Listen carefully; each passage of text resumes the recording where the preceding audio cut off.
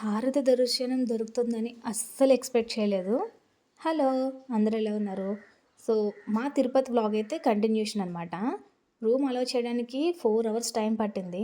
ఫైనల్‌గా room allow చేశారు. Fresh up అయ్యి దర్శనానికి స్టార్ట్ అయ్యాము. దర్శనానికి అయితే బస్సు చాలా ఫుల్ ఉంది కాబట్టి వ్యాన్ బుక్ చేసుకొని వ్యాన్‌లో వెళ్ళిపోయాం. ఆ పక్కనే భోజనం చేసేసి దర్శనం క్యూలోకి ఎంటర్ అయ్యి ఫోన్స్ అన్నీ ఆ కౌంటర్‌లో ఇచ్చేసాం. దర్శనం చాలా జరిగింది. మా వోళ్ళందరూ బయటకొచ్చేసారు. బట్ మాకు, మా హస్బెండ్‌కి, మా బాబుకి, ఇంకొక తమ్ముడికైతే హారతి దర్శనం దొరికింది. చాలు ఈ జన్మకి ఇంక ఇది. వెంకటేశ్వర స్వామి దర్శనం అంత అవుతుందని అస్సలు ఎక్స్‌పెక్ట్ చేయలేదు.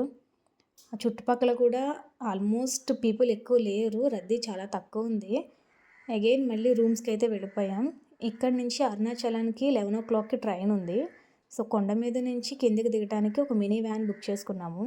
ఈచ్ 120 తీసుకున్నారు. స్టేషన్ నుంచి 11కి స్టార్ట్ అయితే అరుణాచలం రీచ్ అవ్వడానికి ఆల్మోస్ట్ 3:30-4 అవుతుంది. అరుణాచలం నుంచి మీకు రూమ్స్ అయితే చాలా అవైలబుల్ ఉంటాయి. బట్ మీరు చాలా ఎక్కువ మంది ఒక 12 మెంబర్స్, 13 మెంబర్స్ వెళ్తుంటే మీకు చాలా తక్కువలో అయితే రూమ్ అలౌ చేస్తారు. మా రూమ్ వచ్చేసి పర్ 24 అవర్స్‌కి 1800 ఛార్జ్ చేశారు. అంటే ఇండివిజువల్‌కి 150 రూపీస్. రూమ్ డీటెయిల్స్ అన్నీ నేను నెక్స్ట్ వీడియోలో పోస్ట్ చేస్తాను.